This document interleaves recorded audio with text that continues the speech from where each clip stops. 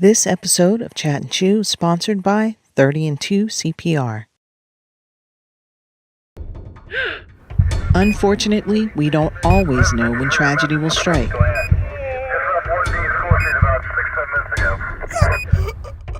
But when every second counts, isn't it good to know that 30 and 2 CPR is just one heartbeat away?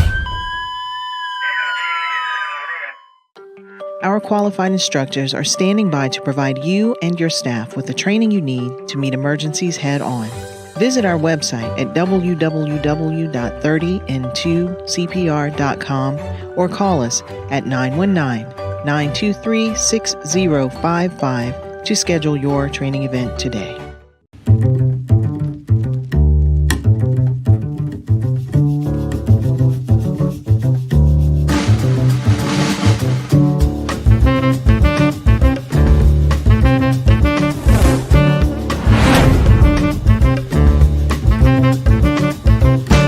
Please make sure you follow us on Facebook, like and subscribe to our YouTube channel, and of course, hit the bell to activate notifications that will remind you when we're on.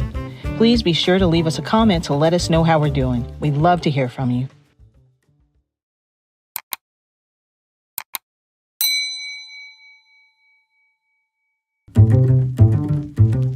Hello, everybody. Welcome. This is Dr. Glenn Warren. We have a very, very exciting show. Before we get into it, please, if you are following us on Facebook, please like our page.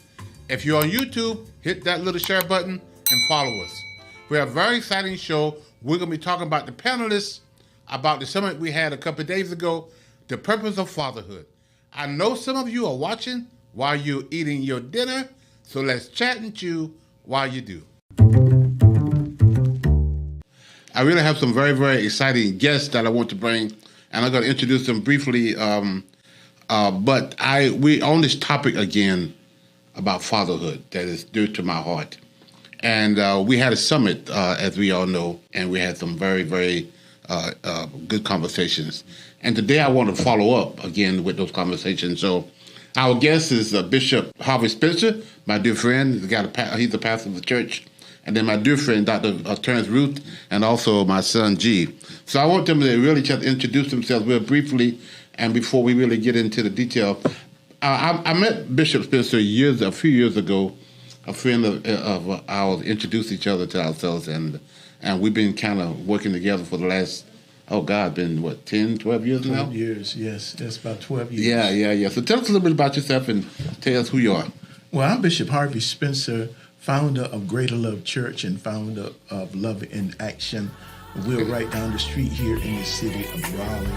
And so our church, we do a lot of outreach. We have a business center upstairs where we have about 14 businesses, and all of those businesses are thriving.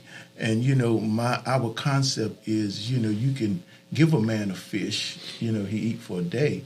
But if you teach him how to fish, he can eat for a lifetime. So that's what we do in our community. And there's a third leg to that. What is the third? Teach him how to own the pond. Oh, own the pond. That's good. That's good. That's good. Teach him how to own the pond. Yes. So, in fact, when we first started, we had been started for a while, and we were looking for a space to rent. You allow us to come in for actually about 6 months. Yes. You gave it to us rent free, and we ended up with one little room, and we ended up with a little suite of 5 rooms there for several years. Yes. So what I do and what I love doing, ministry, if you connect to people that's doing ministry, you don't have to do it yourself. Right. But you can connect to them and have those resources and help empower those organizations. Everybody is, is blessed. So that's our concept. That we want to be a blessing. We don't have to do it ourselves, but we want to support people that's doing it, impacting our community. Great. And we have Dr. Terrence Ruth, which I met a few years ago. Actually, you did a forward to my second book, when Love is Not Enough to Break Another Child. Tell us a little bit about you.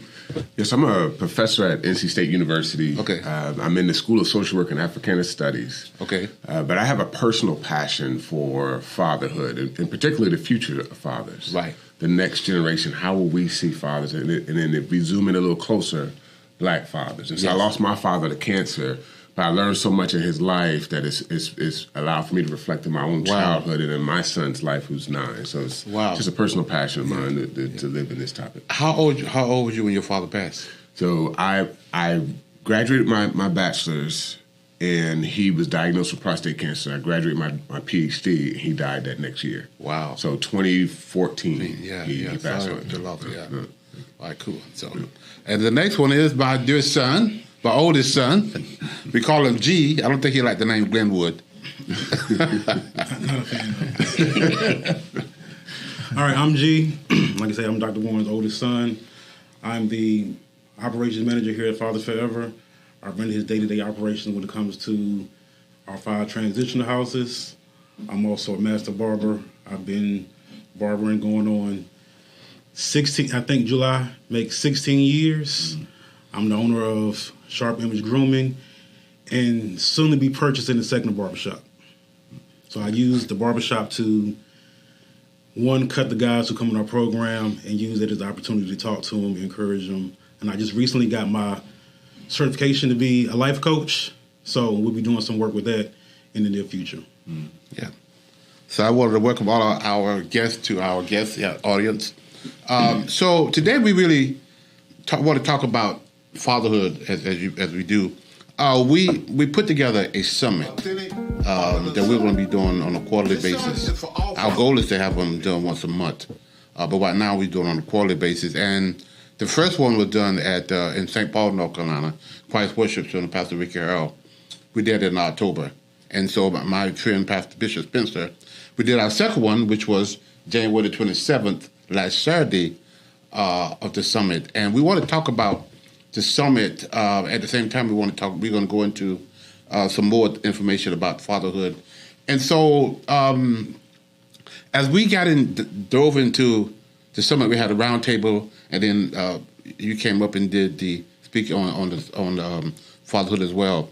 But I really want us to kind of dialogue about, one of the guys asked a couple of questions that was very pertinent into what we're dealing with. And so what was your takeaway of this summit? Well, I think it was very successful. Seemed like it wasn't a lot of people that we thought, we should be there, but who was there, I believe it was impacted with all of the information from all of the panelists. So I think it was truly a blessing. And it's, just like anything else. You start out small and it grows. Right. So I'm looking for great things to happen through these summits. Yes, sir. Dr. Tim. I was moved by, one, it was efficient. It was some of these conferences can keep you and you not learn. It was efficient, but also it was a call to action to not just be a father of your biological child, but there's a replacement father call to action. I thought that was powerful, especially on this topic. Most of the time they just say take care of your child. Right. This one was like take care of children. So, Right. Okay, we're going to talk about that definitely. What were your takeaway, G? That, like Bishop Spencer said, we might not have as much people as we wanted to, but the people that were there was impacted. I was impacted. Even being the age that I am now, I still learned from guys who were older, who went through things. Maybe I didn't as of yet, but I still at the cross where I can help younger guys because I can relate to some of the things that he said, and I've been through some of the things that he said. Right. So me and him had a conversation after the fact, and I just encouraged him, like, hey, I'm on the other side of what you went through.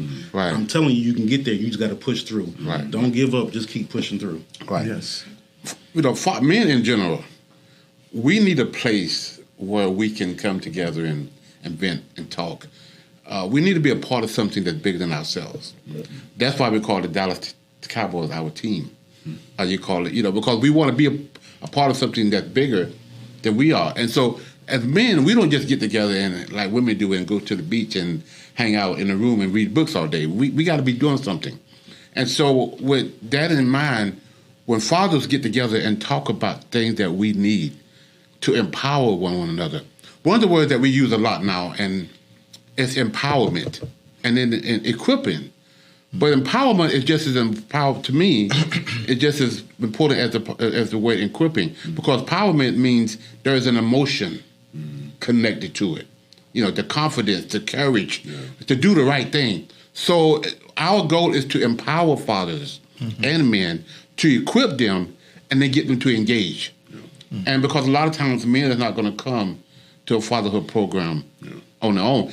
Consequently, why the attendance was low. Mm-hmm. Because we got to get guys to come and be a part of the program. So the topic was, what is the purpose of fatherhood? In your opinion, Doctor, what is the purpose of fatherhood? Yeah, so I think at the ground level, there's a desire for leadership, and leadership at its most micro grassroots level is a father, and I think that leadership trait is spreads throughout the family. But also, there's something about family in the nucleus of the family that makes the father significant in our culture. Right. If you can predict the existence of a father, you can predict the outcome of an entire family. Right. And so the nucleus of that being is literally equal to the health of that entire family. Right. So to me, fatherhood is one at its nucleus, its granular level is leadership, right, and then at its macro level is the health of the family. Right, right. Gee.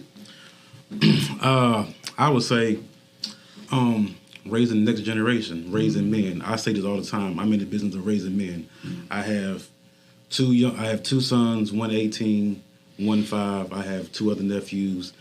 And just being in barbering itself, I've seen kids go from 10 to now they're off in college, and I feel like I'm a part of that.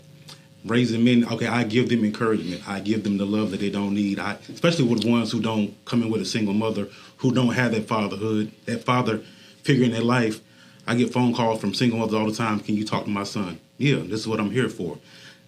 I'm here to ensure that my sons and every child around me is the best version of themselves they can be. So, in my opinion, fatherhood is preparing young men, whether it be black, white, anything, especially young men, especially my boys and the ones I encounter every day, to be the best version of themselves they can be. Right. Yeah, I agree with all of those. And the Bible said, train up a child in the way they should go. So it's a responsibility for the father to really put good values in their children. You know, when children, when we are born, we don't have to be taught to do wrong. Right. It's automatically, But the Bible understands that we need to be there to teach them, what to do, that's right. Right. Right. A kid, a kid go eat and they have things around their mouth, cookies, and they'll lie. It's just innate in us. Right. So that father has a responsibility, the father and the mother, to train. Right. It's okay, right. to say you messed up, know. And so that's what I think. I agree with the rest of the. So the foundation, if a building, if fatherhood is the foundation, and we all believe that it's the foundation. When God created the spiritual part, He created man first. Then out of man came woman. Out of the woman came the family. Out of the family comes our neighborhoods, our communities, our states, society. If there's a crack in the society, you got to go back to the communities. If there's a crack in the communities, you got to go back to the neighborhood. If there's a crack in the neighborhood, you got to go back to the family. If there's a crack in the family, you got to go back to where the foundation was, which is the fathers. So we have cracks in the foundation, which is fatherhood. So how do you fix those cracks? If a building is together, and the windows are broken, the walls are holes in the walls, but the foundation is good, you can replace that building by fixing the walls. But if the foundation of that building is cracked, you got to do either one or two things. You got to destroy that building because it could be damaging, or you got to fix the foundation. We can't destroy fatherhood. We got to fix the foundation. So how do we fix the foundation? How do we help these things? In a society, we have focused so much on cleaning up the aftermath of fathers. We have millions, billions of dollars on, taking care of the woman. We got to do that. Taking care of the kids. We got to do that. Taking care of the aftermath of the home fatherlessness. But we haven't put a whole lot of time in to do the prevention and the education. And as you were saying earlier, our responsibility as men, as fathers, is not just to help our kids, but how do we help other single kids? And one of this discussion I want to start, Doctor, I want you to start talking about this as one of the guys asked a question, after the topic on what purpose of fatherhood, one of the guys that was asked a question, and he talked about a replacement father. The point, the narrative was his wife, his girlfriend, who she was, they got a kid together. And now they are separated, they're divorced, or whatever. And there's a new guy in her life. And it looks like, he feels like he's been pushed away as a replacement. And he had a lot of issues with that. And we dove into that conversation, all of us, for at least 20, 25 minutes to help, because a lot of men feel that way. And a society in which we have a lot of people who, before, it wasn't as many divorces. Now, probably about 50% of people get married end up in divorce. Back in our day, it wasn't that high. Which means now you got a whole lot of blended families. You got a lot of stepmoms, a lot of stepdads. Yes. And that could be a problem if they're not working together to help raise these kids. And so elaborate that. Talk about that. I want to rewind, because even in that young man's story, we were talking about separation at the start. Right. I want to rewind. The most educated human being in America, on American soil right now, is the black woman. So that is the most educated human being. Really? Wow. If you look into child welfare, human service, the kids who are dealing with foster kids, it's almost 70%, 80% women staffed. Right. So we don't even have men present there. Yes. If you look at high school graduates, I'm just telling you, like, the road before you get to separation, we're absent in other areas in our society that we need to be present. As a social worker, I saw that in my... Yes, sir. That's right. That's right. I mean, I'm a social work professor. I probably average one male in maybe every 2 years, a black male. Wow. So you're really not even in the pipeline to be a support to the community around fathers, even being a replacement father. So I want to start at that narrative. Okay. Then I want to zoom back a little bit more, right? So I just talked about how we are not present in education. Like, we're literally, our graduation rates are declining, right? Right. And then if you zoom into black boys, you're seeing it fall as well. But if you look in the black church, you're seeing a absence. Yes. So even in the black, so I mean, you're seeing in pockets where the church was the first school for black community.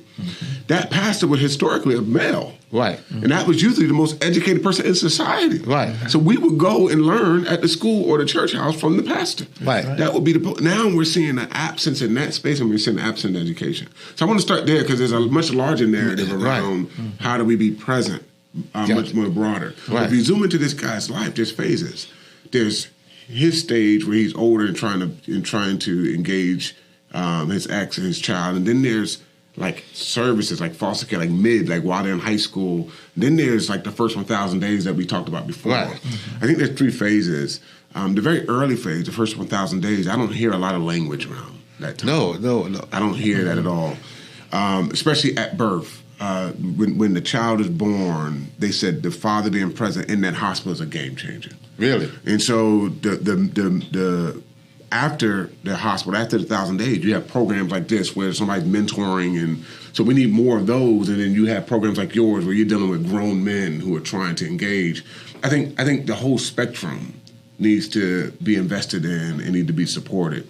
But to this young man saying replacement fathers, I was just impressed with the encouragement for him to not just see himself as the father, but being able to lock arms with somebody else and be two fathers at one time. Right, which was a lot of men and women struggle with that. So when there's a separation, when you don't get along anymore, and it's still now there've been 4 parents, because she's going to get engaged and get married, he's going to get engaged again and get married. So now you got 4 parents working on this family, this one child. But if they're not together, if they're contention with one another, now the kids become in the middle of the fight. And I think that's where a lot of society struggles when it comes down to blended families. It's because the families, and I tell my guys all along, we want the court system to fix a problem, it's not designed to fix. That's right. It's not designed to fix the contentions that you have with one another. The child support people are there to collect child support money. They can't fix your problem. So we do have a systemic problem, yes. Yes. But we also have an individual problem. That's right. And we want to fix the systemic problem without fixing the individual problem. right. Yeah. And we got to fix both. Yeah. That's right. And when you said about the house, about the windows, about the foundation, what you have to do is just start with one at a time, you know? Yeah. And just like you're doing, you know, sometimes we look for the crowd and we miss that one or two that God wants us to minister to. Yeah. So we got to empower those that we have access to. You know, Right. just like if you're going to restore something, if you're going to restore a cabinet or something, you got to have access to that cabinet to restore. So as long as we got access, you know, we can build and we can restore. And so sometimes, as you know, with me as a pastor, you desire the big church, you desire the crowd. God spoke to me and said, listen, you got to focus on the ones that's right with you, Right. you know? Right. And sometimes we miss it. Right. Because we're looking for the crowd, Right. you know. Yeah. So you're doing it one at a time. Right. So we designed that, the summit. I mean, I think I want to do a big convention where men come together. That's all well and good. But it's in those small crowds Yes. and those like we did this past weekend that we got to just dissect Yes. this whole thing Yes. of what a replacement parent father is, which a lot of men are struggling with. Yes. If the contention is between her and him, and she's not allowing him to see her child, and she's got a new dad in, this man now is sitting on the sideline, Yeah. and he's angry and he's mad, and sometimes he take the attitude, I just wait until they get 18. Yeah. And that's not good. And that's not good. And so, you know, like some churches, you know, they had the big congregation on Sunday mornings, and then they had the cell groups that they do during the weekday where they, you know, come together in people's houses and you do that one-on-one. That's the kind of approach I want the summit to be. Yes. That we can sit down and talk about stuff that's happened to on a regular basis that they may not have opportunity to talk to in the big classes where we have 15 to 16 guys. Yeah. We want to be able to, that's why we do one-on-ones. Because fatherhood is really connecting, and a lot of times that's talking to one another and empowering one another and getting beyond our own selves and start looking at, you know, the child and really start focusing on Yes. And what's so important in those settings, you know, we have experienced, you know, things that we can really share firsthand. Yes. On how to handle certain situations, because I was in that situation. I had a stepdaughter to come in, and you know, and the stepdaughter wanted her mom's attention. I wanted her mom's attention too, so I began to do little things and, you know, try to compete with the stepdaughter until God spoke to me and said, you are the adult, you know. Right. And so those things, they really do happen. And these settings like that, I think that we need to have the little round tables, but as you said, individual conversations to really help each other. So dive into that. You could comment on that before we. Well, just what Bishop Spencer said, I've been married going on 3 years now in a couple weeks. And I met my stepdaughter when she was, 8 years old. And for the first 2-3 years, her mother and my wife relationship was so intense, like I felt like I was left out. And even though I didn't do anything petty, I also felt like I was withdrawn. Like, okay, y'all got your relationship, I'm just gonna stay over here. It took being around them, maturing to realize, okay, this is not a competition. Yes. No, Yes. we both love your mother. You and your mother have your own relationship. Me and your mother, me and my wife have our own relationship. Yes. Now we just got to figure out the dynamics of doing everything together. Yes. Along with bringing in a new child together and incorporating my oldest son from a previous marriage. It was hard the first couple of years. Like, it was to the point where I didn't think it was going to work. Yeah. But learning from being around men, my father, my grandfather, I continued to push through because it's something I wanted. And now we're at the point now where things are starting to smooth out. Like both kids are in college, and I think the kids maturing as well helped. Yes. Versus us just bickering over small things. So, in touching the point y'all had earlier, my oldest son, his mother remarried, and because me and my son had a relationship, he was with me every weekend, sometimes during the week.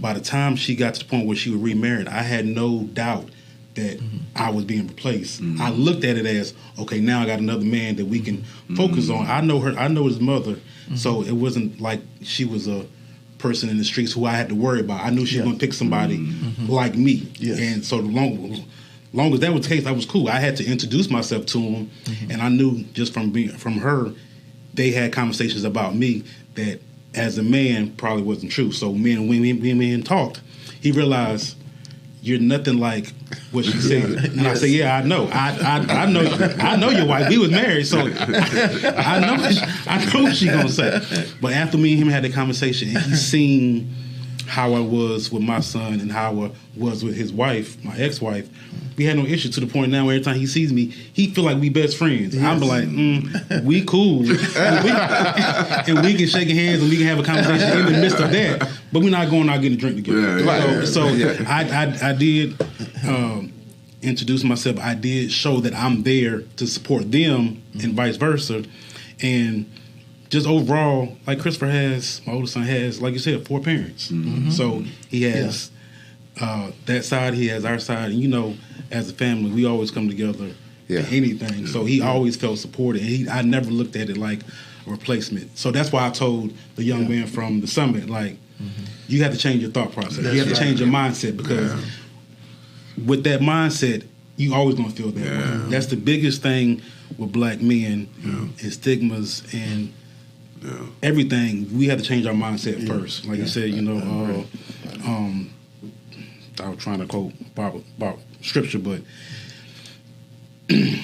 whatever it is, you have to change your mindset and you have to move forward. You have to change how you think, your perception of everything, because if you don't, you're going to stay there. You're going to be stagnant. You're going to feel like that 10 years from now, when if you change your mindset now, and it's a accountability, it's self-reflecting, it's all that rapping. When I tell myself every day, I strive to be a better person, a better father, a better man, a better individual. And that's how you got to go in every situation. Yes. Go ahead. It's amazing about this story. If you trace back the history of black families in America, historians were shocked when slavery ended and people started looking for their families, their wives and their husbands.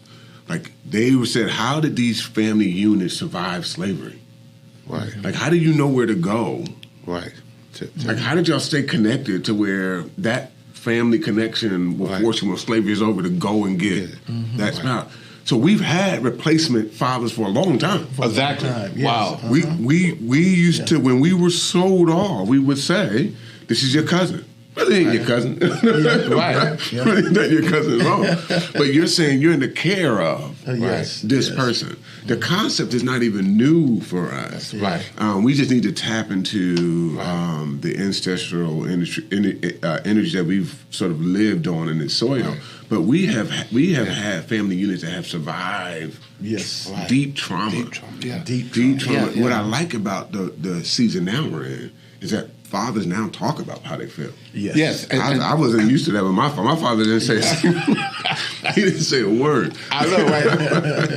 and this is the platform on which I wanted to create in Fathers Forever in general, and also in the summit, that we can come together. Stephen Covey, one of my favorite, he talked about see, do, get. He talked about perception. He talked about your perceptions. Talk about we need a paradigm shift in how we view things. Yes. Your perception is what you see. Your do is your action, and your get is results. See, do, get. So if you're seeing the wrong thing, you're going to do the wrong thing, and results is going to be jacked up. So how do we change our perception, and how do we get society to change their perception about men? Not more importantly, but equally important, by black men. Because sometimes the perception about us is that we are lazy thugs, running the street, selling drugs, not taking care of our family. That's the furthest thing from the truth. Now, we do have people out there doing that. We know that. Yes. But that's in every generation, in every race. It is. But we have got to change that perception about that's not who we are. And some of the guys get mad at me sometimes, and I'll say this, and it's like, I don't want to go to the child support because I don't want no white man telling me how to pay my kids. I said, like, so when did a white man have to tell you that? Yes. Why did he have to tell you that? As a father, like you just said, that was inherent in us. That was drilled inside of us.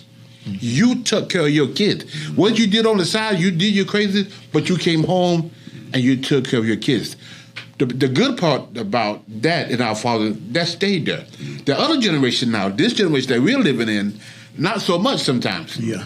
You know, they just kind of, you know, and a lot of times is they're not seeing it, you know, and I'm not making no excuses for them. But how do we help change that paradigm shift and us as black men and helping these young boys who's having kids themselves? Yeah. And how do we help change that paradigm shift? I think it starts with the narrative. Yes. All the stats you gave, all that's true, and I understand all that.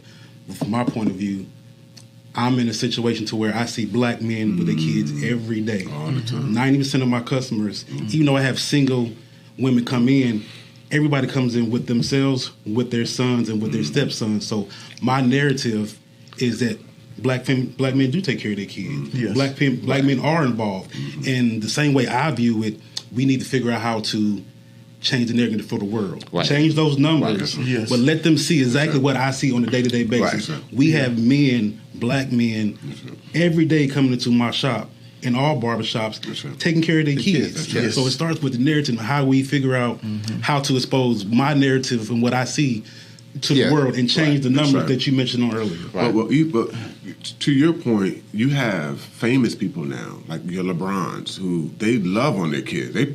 He's present at games. Yes. His schedule is Yes. insane. Yes. And he's at every Yes. game. Yeah. So you have popular figures who are showing it. Yes. But we are lining up against a narrative that is Right. long and old. Yes. A long time ago. There's a book called Barbarian Virtues. It's a book Wow. that talked about the branding of immigrants, not just African American, but the branding of immigrants. They had a spectrum. Civilized and savage. Barbarian was the lowest. Civilized was the highest. And they had the black man as the barbarian. And we when they would draw pictures of us, it would look like animals. Wow. So when they say barbarian, we were next to animals. Wow. This is not Terrence telling you this is history, American history. History. So you're talking about a stigma that is ages old. Oh, yes. Barbarian, I mean, close to animal. Wow. So you're now starting to see research. Dr. Cece, she spoke at the Family Fatherhood Conference. Her research is saying black fathers is the most engaged fathers because we were measuring engagement wrong.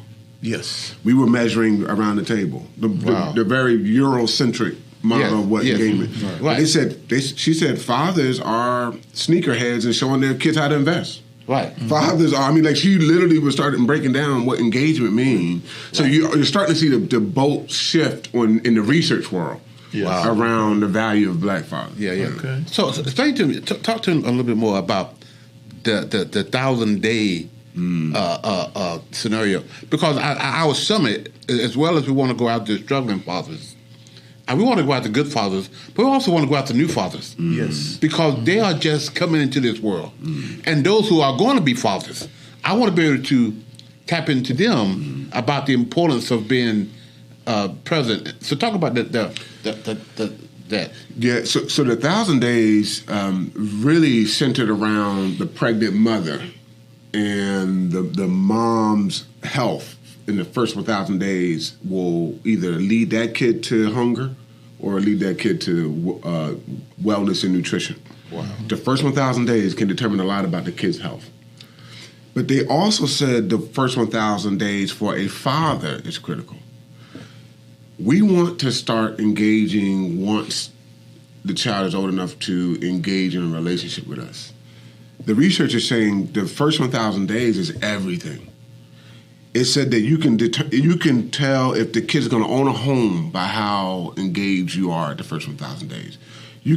It determines how long that kid will be married the first 1,000 days. It determines how much they will make a year when they get older the first 1,000 days. But more importantly for me, because my role was to just talk about the role of a father in education, schools can predict whether your kid will drop out, just work in the workforce without a degree, or go off to be in an Ivy League school by the 3rd grade. They don't need their whole life. Right. But before that 3rd grade, they said before that kid get to preschool, we can determine how well they're going to do in all 12 years. Wow. We want to start education when the schools start education. But learning starts in the stomach. They tell you now, start talking. Yes. They want you.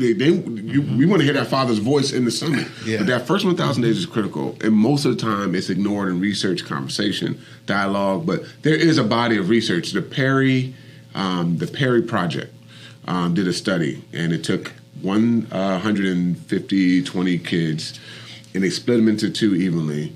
And they gave one a first 1,000 days support, nutrition, and care, and then they gave one no care or nutrition.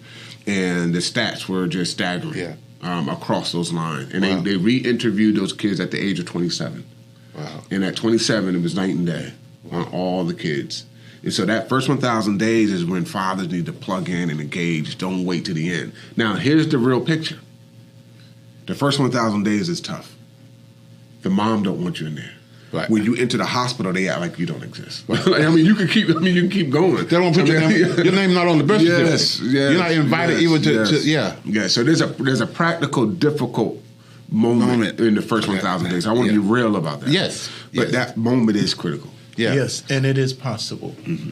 Yeah. Because I was in my children's life through, when my wife was carrying her, I would talk to them. And I have some stepchildren that it's almost proven because in my life, that's how it was. Not that my other children are not successful, though, because I was a part of their life. But the ones that grew up in the house, after she was born, I watched my daughter, so my daughter has a relationship with me that the rest of them don't have. Right. So it is a real thing too that by being there, even before birth. Before they're born. One of the classes that we do on statistics. We do a whole class on statistics, and I start out by saying, give me a definition of what statistic is, versus a survey, versus a poll. A poll in a survey is opinion.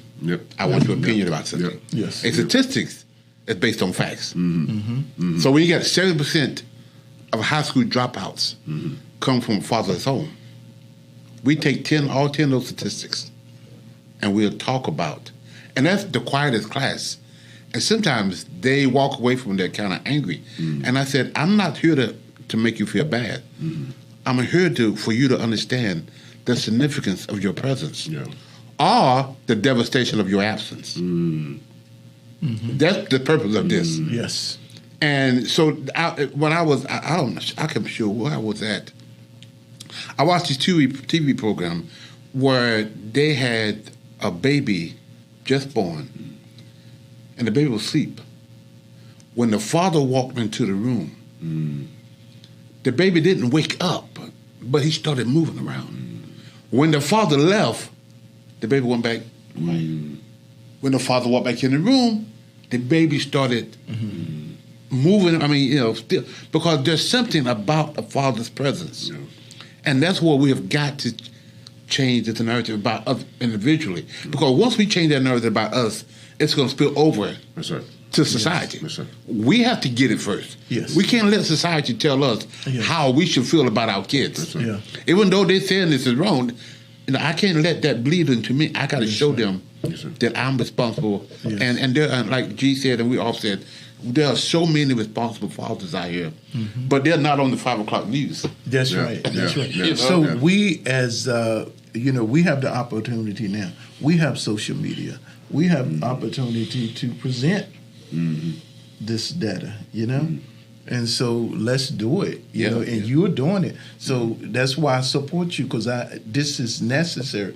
What you're doing is really needed in the community. So I wish that you would just get behind what he's doing, because he's making an impact, you know, and changing lives. I love what you shared. I just ran for mayor, and we wanted to deliberately run as a father, wife, and child.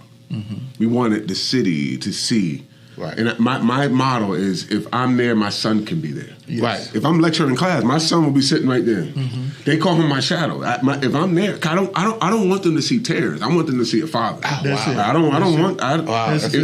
If I'm in a committee meeting, if he can withstand committee meeting, You want him to be there. Right. The people know. Right. Miles may be with Terrence when he comes. And Wow. I don't prohibit him from any space that people can see a father. And I love what you said. You said you get your son has been tutored Yes, sir. all the time, and which is something that I don't know. I didn't embrace that. I didn't know it. But we need to start making sure that our kids, and not only just going to school, but get the tutoring That's right. that they need That's right. to not just keep up, That's right. but to stay ahead and learn things additional that's going to help them apply to stuff that we have. I think that's a very powerful. I mean, historically, we were prevented from learning. Like it was against the law. Yes. So there was a thirst when education was first given to us, and so we were learning in churches and at home. Yes. That was the first school for us. It wasn't the school system. They had to make a law to allow for us to have black schools. Yeah. So it wasn't. We weren't learning. Because you can lose your life if you're taught reading. That's right. Yeah. So my son learning at a young age at home is not a new thing. Again, these things are not new, but it has become something where we have Back away from at least the kids' perception is that I'm not dumb. I don't need a tutor. Yeah. But some of the most high-performing kids have been with a tutor their whole life. Yeah, I agree. There's never been a break. You're either going to invest now and they get a scholarship later, or you're going to have to pay for remedial or pay for every penny at college. You're going to pay now or later for college for learning. So how do we change the narrative? Like for kids, I'm going to get you a tutor, and you're going to embrace that, and still it's like, oh, I need some special help, so I got to get some special help because I'm not smart.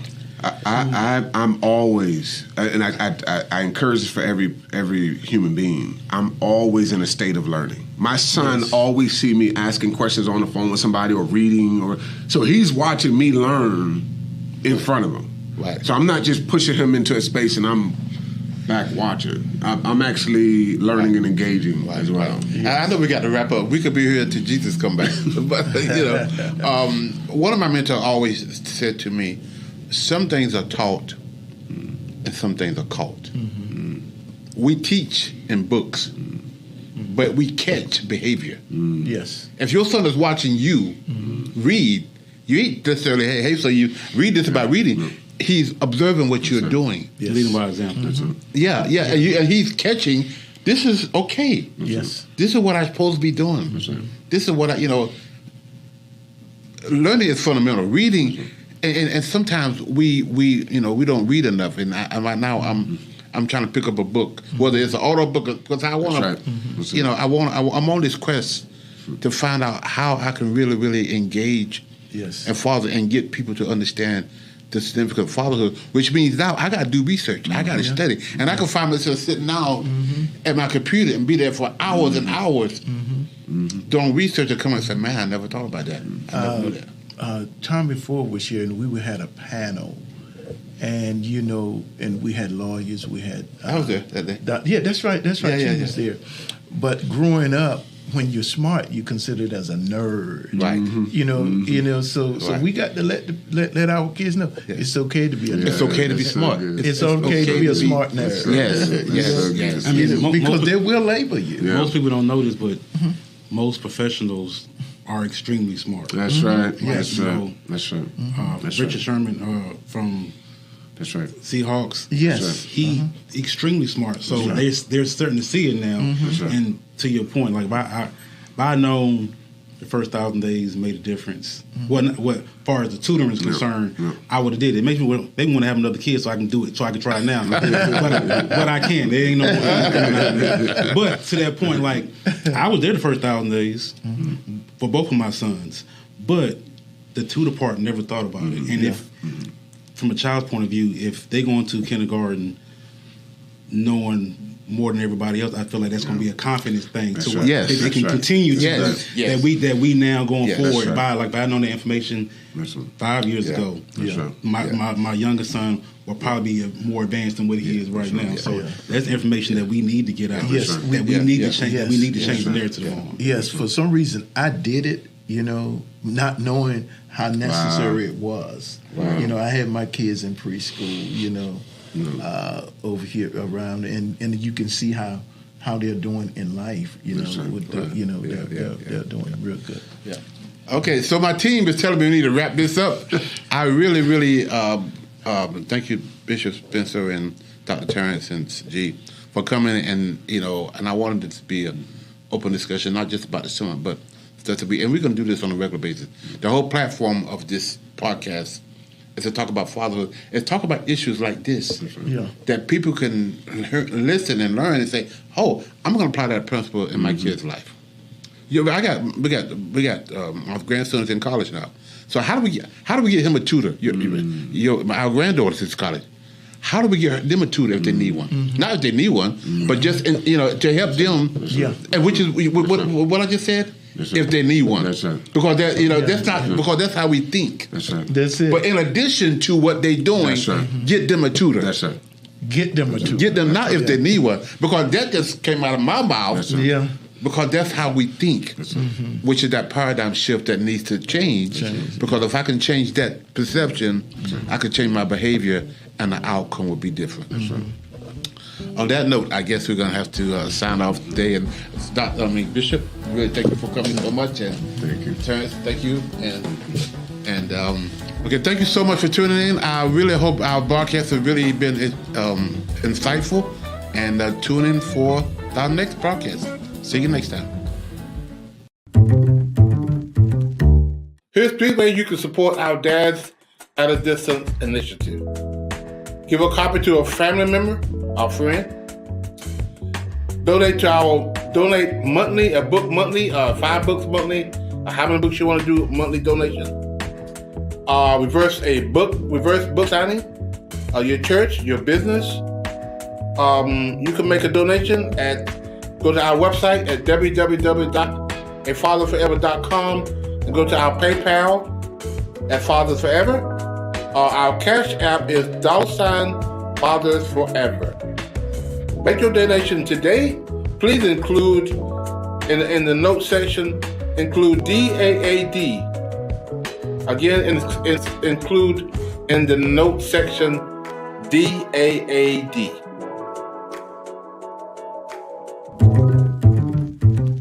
If you or someone you know would like to be a part of the show, please visit our website at www.afatherforever.com or call us at 919-779-9905. The Chat and Chew podcast streams Thursdays at 8 p.m. on YouTube and Facebook.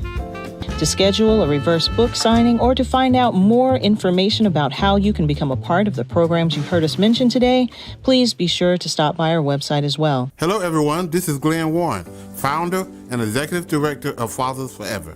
I want to share an alarming reality with you.